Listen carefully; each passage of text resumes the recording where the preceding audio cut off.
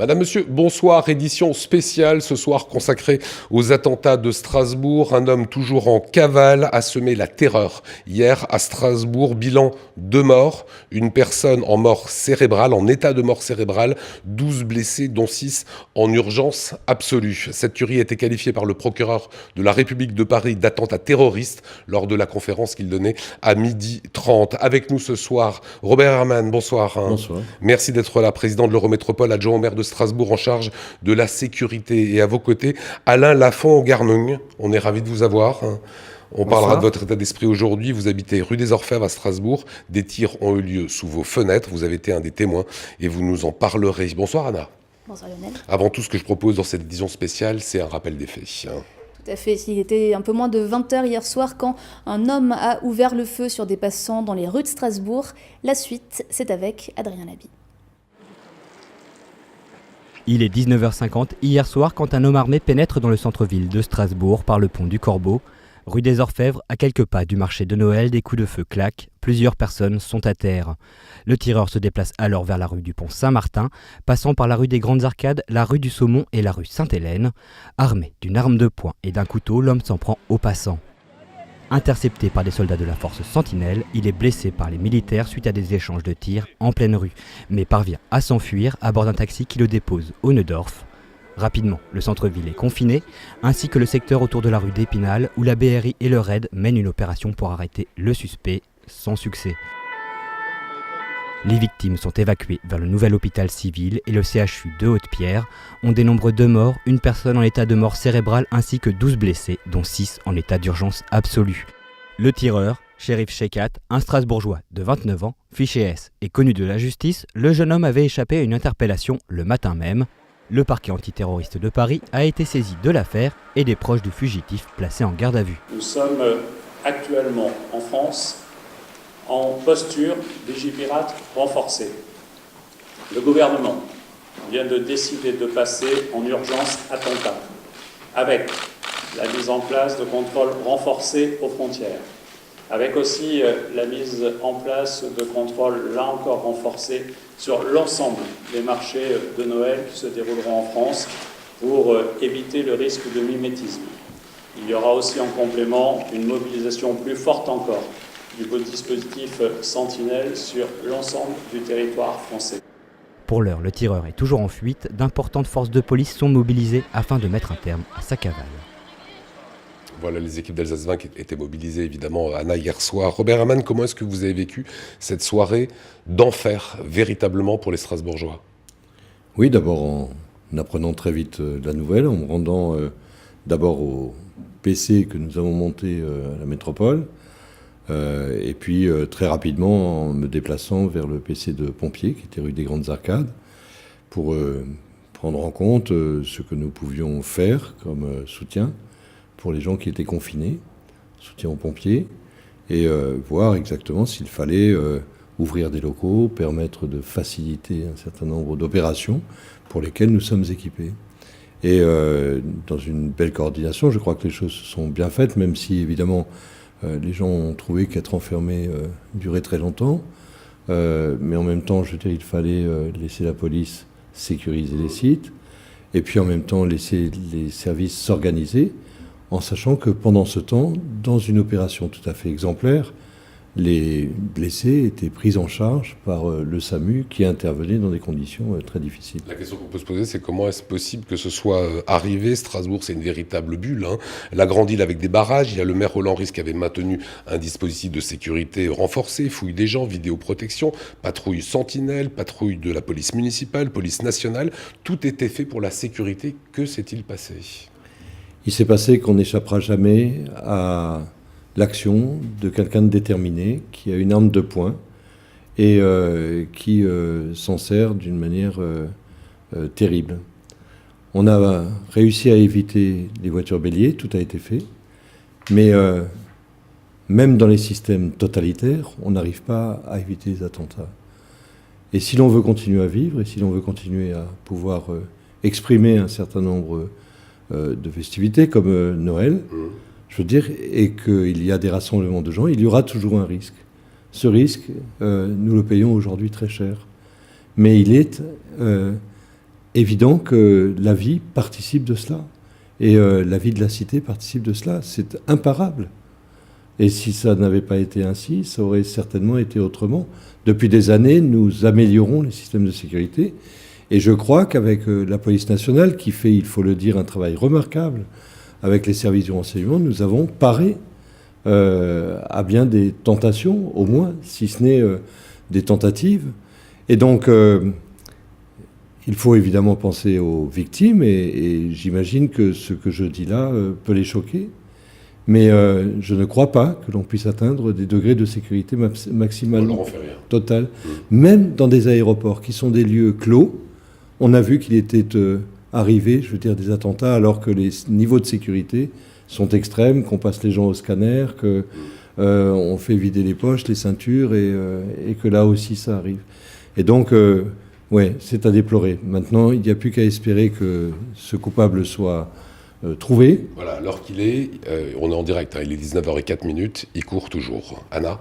Et justement, il a réussi à passer entre les mailles du filet, il se serait échappé en taxi.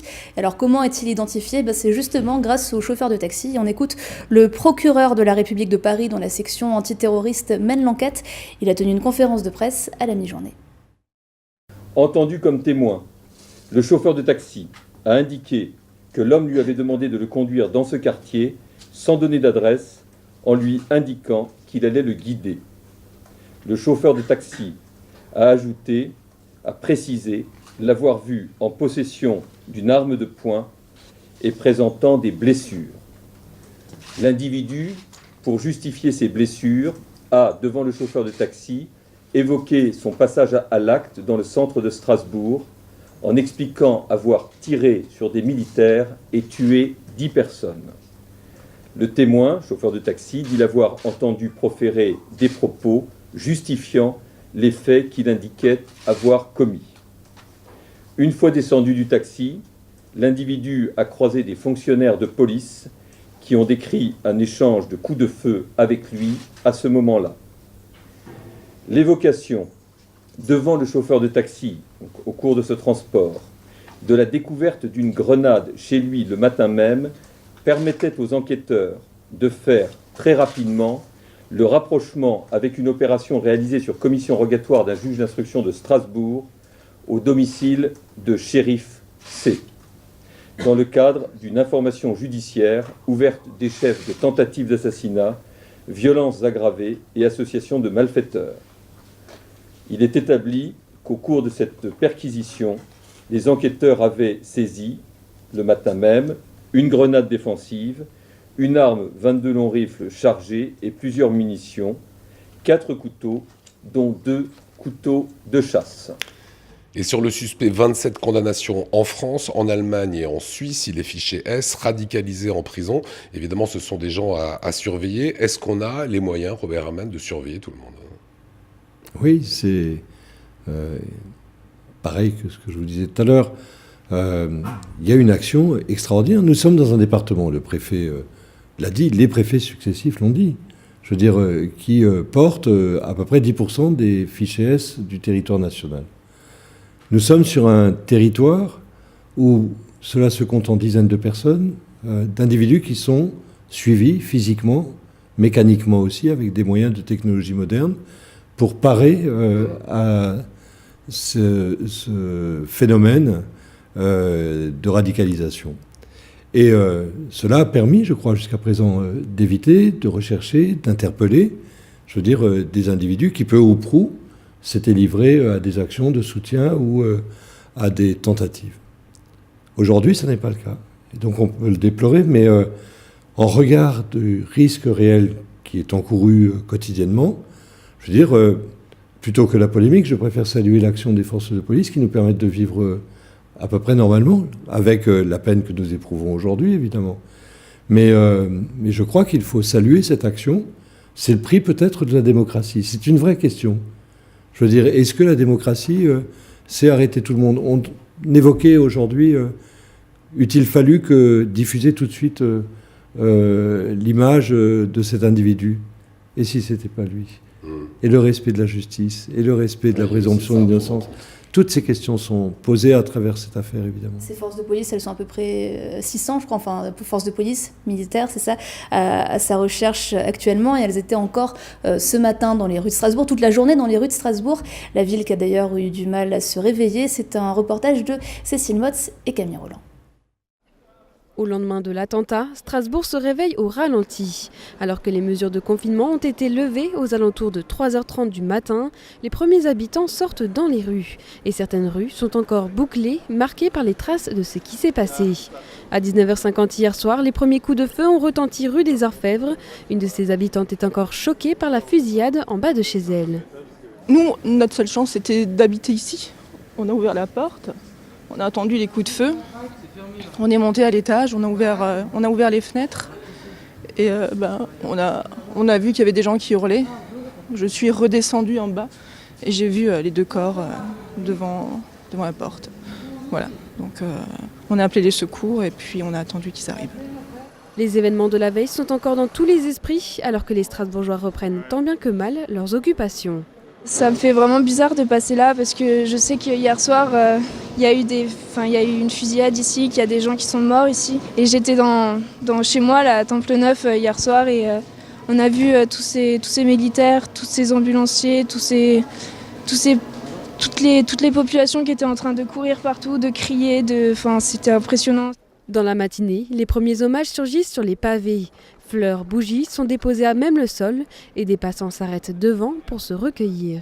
Je suis habitant de Strasbourg et que je pense que c'est une petite réponse, mais qu'une rose peut remplacer l'odeur de poudre et la mort et les armes. Je erre en ville là, un peu comme une âme en peine et je trouve la ville triste. Il devrait y avoir les odeurs de pain d'épices, de Noël, et là il y a les odeurs de la poudre, de la mort. Enfin, c'est bizarre. Dès demain, les commerces fermés aujourd'hui et le marché de Noël devraient rouvrir. La vie reprend doucement son cours dans la ville.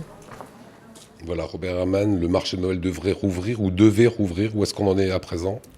Non, le maire a pris la décision, après consultation, j'imagine, du préfet et des forces de police, mais le tireur n'étant pas retrouvé, je crois qu'il est judicieux de permettre aux forces de police de consacrer tous leurs moyens, tous leurs effectifs à la traque, indispensable pour que la ville retrouve sa sérénité. Nous devons le trouver, ils doivent le trouver.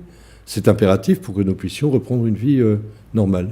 Les équipements de la ville seront ouverts demain. Beaucoup étaient fermés aujourd'hui. Oui, mais l'essentiel est que, je veux dire, nous ne soyons pas amenés à devoir mobiliser des forces de police en nombre extrêmement important. Il y aura évidemment une sécurisation de la ville, je veux dire, comme ça a été le cas aujourd'hui, mais l'interdiction de manifester a été portée également pour demain. Il faut remercier, je veux dire, les Gilets jaunes, il faut remercier les étudiants qui ne sont pas sortis aujourd'hui et les jeunes lycéens qui ne sont pas sortis, je veux dire, et qui permettent ainsi aux forces de police de consacrer toute leur force à l'essentiel. Oui, à chercher surtout celui qui court encore. Celui qui court encore et qui inquiète. Je veux dire, chacun a bien ressenti le climat très très lourd qui existait dans la ville et l'immense tristesse de très très nombreuses personnes. Cette ambiance morose, on l'a également vu aujourd'hui dans les rues de Strasbourg, puisqu'on le disait, le marché de Noël était fermé, de nombreux commerces également, et c'est un reportage de Cécile Motz. La place Broglie déserte, une image rare pour un mois de décembre. Toute la journée, les volets des chalets du marché de Noël sont restés fermés, tout comme la cathédrale, les musées et plusieurs commerces. Une ambiance tendue dans laquelle errent quelques touristes. C'est un peu crispé, on voit les gens, ils se regardent, ils sont là, il y a des gendarmes un peu partout, des militaires. Que faire ? La réaction, c'est de se dire que c'est triste, quoi. C'est triste parce que ça endeuille la ville, alors, qui est magnifique par ailleurs. Donc, mais qu'on a de la chance, parce que nous on est là et qu'il y en a qui sont plus là. Pour les commerçants aussi, le choc est grand, mais lui ne souhaite qu'une chose, rouvrir dès qu'il en aura l'autorisation. C'est vraiment dommage pour cette belle fête de Noël qu'on est en train que la ville et que nous, les commerçants ou les artisans, on fait tous les ans pour faire justement donner de la joie, du plaisir et de telles choses. Dans l'immédiat, c'était pour moi, quand je suis rentré, j'y ai toujours pas cru. Jusqu'à ce qu'on voit la télé et qu'on se rende bien vraiment compte que c'est vraiment qu'il y a des morts, qu'il y a des blessés. Maintenant, c'est vrai que la vie, il faut qu'elle continue. Et en cette journée de deuil, les illuminations de Strasbourg aussi resteront en berne ce soir. La journée de deuil, une petite question à vous, Alain Lafont. Il y avait les petits cabanons qu'on vient de voir là. Vous travaillez dans les petits cabanons, vous habitez rue des Orfèvres, c'est pour ça que vous témoignerez dans quelques instants. Vous avez le cœur à reprendre le boulot, le travail dans le petit cabanon de Noël? Absolument. C'est vrai? Oui, il faut y aller. Voilà, c'est ce qu'il faut dire aussi, Robert Herrmann. C'est journée de deuil, mais maintenant il va falloir y aller, quoi. Oui, il faut reprendre une vie normale, sinon c'est effectivement ceux qui veulent qu'on change de rythme de vie et de société, je veux dire, qui gagnent. Évidemment, je veux dire, il faut le faire avec nous. Notre rôle d'autorité publique, c'est d'assurer la sécurité le plus possible, le mieux possible. Mais il ne faut pas renoncer à la démocratie, il ne faut pas renoncer à une vie normale, dans des conditions de sécurité. Parlons des victimes aussi. Alors, monsieur les victimes, en effet, la ministre de la Santé, Agnès Buzyn, était en fin d'après-midi à l'hôpital. La ville de Strasbourg a aussi ouvert une cellule d'aide psychologique à la Cité de la Musique. Elle sera reconduite demain. Voilà, quelques mots sur les victimes aujourd'hui, ce qu'on sait. Alors, 2 morts et une personne en mort cérébrale. Vous l'avez dit, de nombreuses victimes très touchées, très durement, et la crainte que chacun émet, évidemment, est que le nombre de morts s'accroisse. C'est une probabilité, aujourd'hui. Je veux là aussi, saluer les forces de secours, qui ont fait un travail sur le plan médical. Ça a été l'occasion pour Mme Buzyn de les féliciter. Ils le méritent. Elle a vu toutes les victimes à l'hôpital. Elle les a rencontrées quasiment toutes. Elle a vu, qu'elle a pu, évidemment. Elle a vu des victimes et elle a rencontré le corps soignant, médical, dans sa globalité.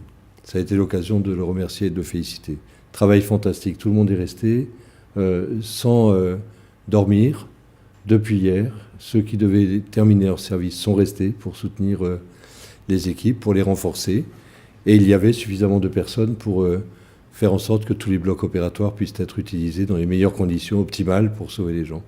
C'est remarquable, cette action de solidarité au sein des hôpitaux. C'est ce qui fait aussi la grandeur d'une société.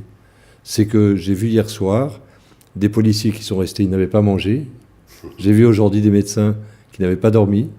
J'ai vu hier soir des citoyens proposer de ramener des gens avec leur voiture. J'ai vu des taxis proposer la gratuité à ceux qui n'arrivaient plus à rentrer. Il y a eu, au-delà de ce drame, des moments tout à fait exceptionnels qu'il ne faut pas oublier, parce que c'est ce qui redonne de l'espoir sur une société qui peut être belle. Vous avez dit les gens confinés que vous avez croisés vers minuit et demi, ils étaient contents de voir une tête connue. Oui. Ça les rassurait dans cette nuit noire, moite, de terreur, quoi. C'est effrayant, d'être confiné sans pouvoir bouger. Et dans l'angoisse, de ce qu'est une action terroriste à laquelle on assiste, impuissant.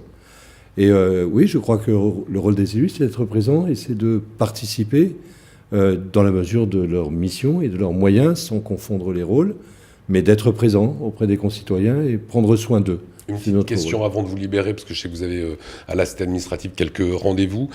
Et il y a Alain Lafont, qui a été aux premières lignes. Robert Herrmann, est-ce que les Strasbourgeois seront fragiles dans les prochains temps? Les Strasbourgeois sont d'abord très peinés. Et ils seront marqués au fer rouge. Cela ne s'oublie pas. Chacun a dans son environnement des gens qui ont vécu le Bataclan. Nul de ceux qui l'ont vécu, ne peuvent l'oublier. Et Strasbourg ne peut pas oublier, et donc sa population non plus. Ça ne veut pas dire pour autant renoncer, à un certain nombre d'activités, mais ça signifie très certainement qu'il faudra prendre d'autres précautions, certainement différentes, mais en tout cas être très proche de celles et ceux qui s'y rendront, parce qu'ils auront besoin d'accompagnement, comme celles et ceux qui ont été présents.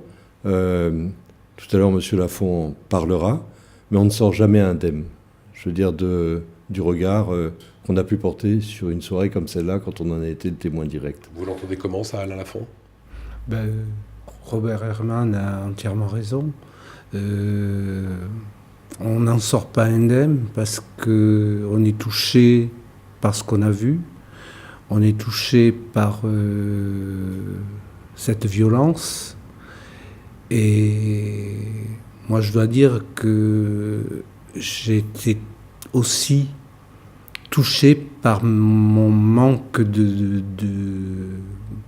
réactivité, le fait de pouvoir rien faire, d'être là, un observateur. Mais par contre, j'ai vu des gens extraordinaires. J'ai vu notamment le docteur Philippe Valli, qui est mon médecin, qui est arrivé, qui était le seul dans la rue des Orfèvres à prodiguer les premiers soins, qui a été formidable. Il n'arrêtait pas de courir de patient à l'autre. Il était fabuleux, fabuleux. Et dès que ça a été, qu'il y a eu les secours officiels, il s'est effacé. Il a peut-être sauvé des vies, on y reviendra. On vous libère, Robert Herrmann. Voilà, je m'étais engagé, je sais que vous avez d'autres choses. Anna, on repart dans l'actualité sur cette édition spéciale. Tout à fait, une attaque qui a suscité de très nombreuses réactions en France et à l'étranger. De nombreux politiques, tous bords confondus, et de nombreux pays se sont exprimés. Le Parlement européen hier était notamment confiné toute la nuit. Et puis aujourd'hui, on voit sur ces quelques images, ça se passait au Conseil de l'Europe. C'était le ministre belge des Affaires étrangères et le secrétaire général du Conseil de l'Europe qui ont marqué une minute de silence pour les victimes des attentats de Strasbourg. Et à Strasbourg également, de nombreux élus ont réagi, des députés, des conseillers départementaux, et puis on va tout de suite prendre la direction de Paris, où la sénatrice Fabienne Keller et où le député Vincent Thiebaud se sont exprimés au micro de Nora Bouriois. C'est un immense choc pour tous les Strasbourgeois, notre ville si belle dans ce temps de Noël qui est endeuillée aujourd'hui. Je veux partager la douleur des familles, des personnes qui sont décédées, des personnes en urgence vitale et des blessés.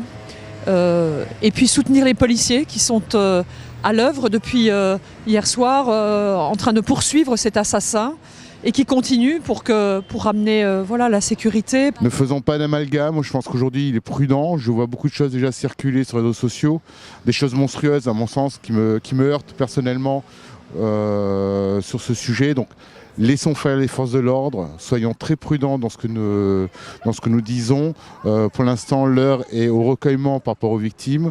L'heure est à laisser les forces de l'ordre travailler pour arrêter cet individu.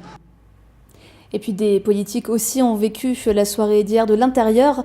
Le premier adjoint au maire de Strasbourg, Alain Fontanel, était au marché de Noël hier soir et il nous raconte ce qu'il a vu.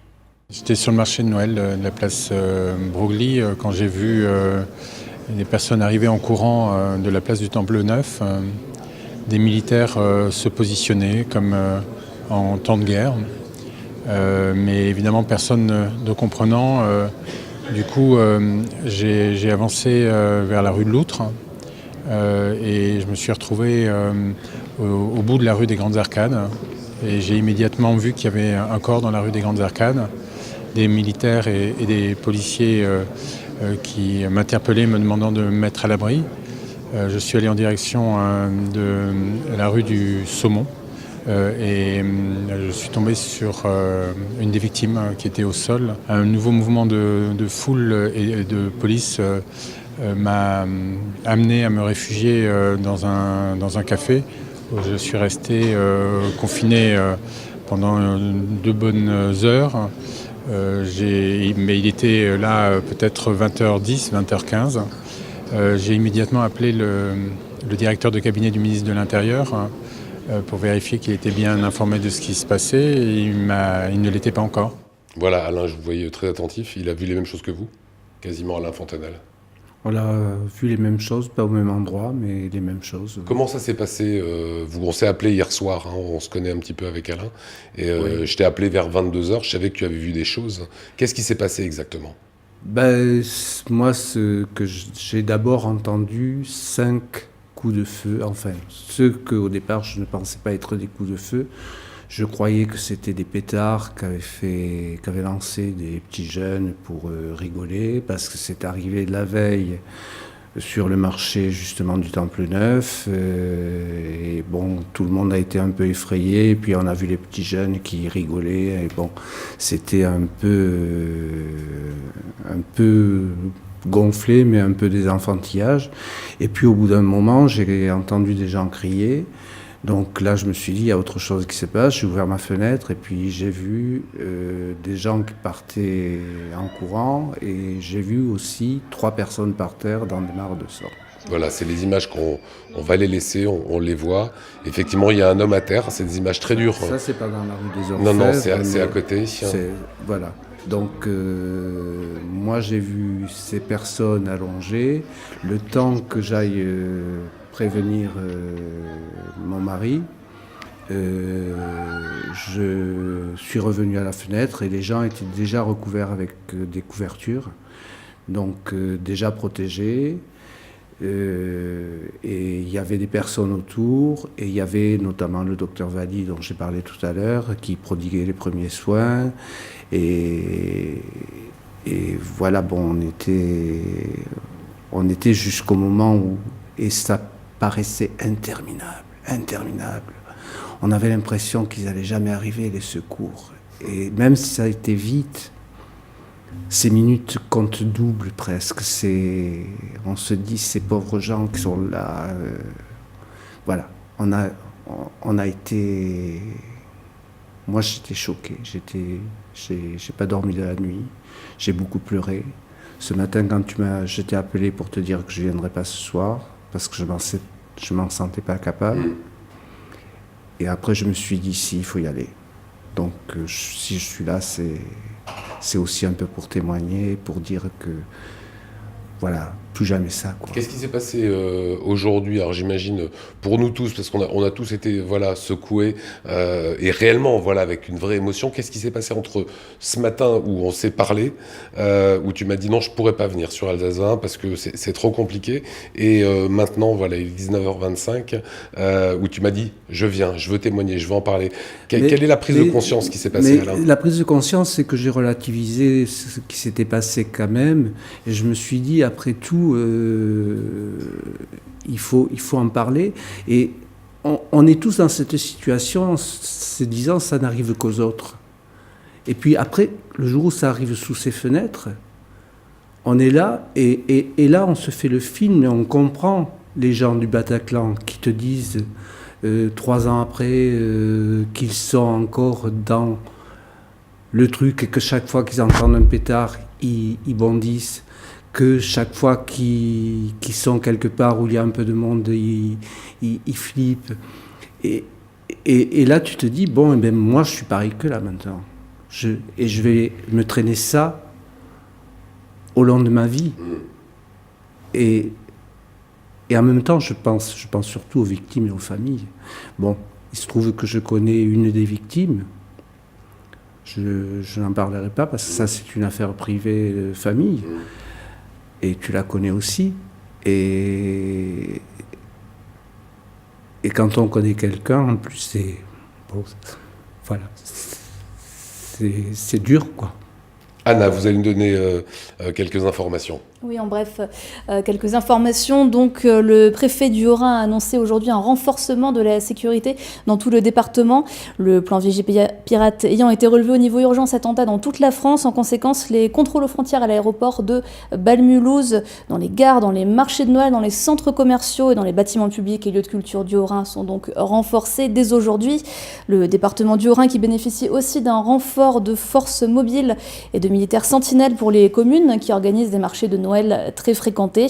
De nombreux événements également ont été annulés dès ce soir et encore demain dans toute l'Alsace, des animations, des concerts, des spectacles. On peut par exemple citer également les journées des universités qui devaient se tenir demain et vendredi, qui ont été annulées, et puis de nombreux appels à des rassemblements pour des recueillements devraient se tenir dans toute la région. Allez, une petite question encore à vous, Alain, avant l'image du jour pour clore cette édition spéciale. Vous avez envie de rebosser, là. Vous avez envie de retrouver les touristes, les Strasbourgeois, les Alsaciens qui viennent au marché de Noël. Oui.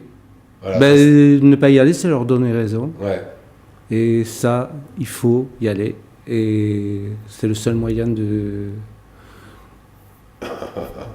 conjurer le sort. Et puis, l'abnégation, c'est nécessaire. C'est nécessaire. Allez, on pense évidemment à toutes ces victimes en poste. On pense aux forces de l'ordre, qui ce soir prennent des risques. On rappelle que ce tueur, puisqu'il n'y a pas tellement d'autres mots finalement, pour quelqu'un qui s'en est pris à des innocents, eh bien il court toujours et les forces de police sont mobilisées. Merci aux équipes d'Alsace 20, d'avoir vraiment bien travaillé hier soir. Elles étaient toutes mobilisées. Et on va terminer cette édition par cet hommage, image du jour d'Olivier Anne. Bonne soirée.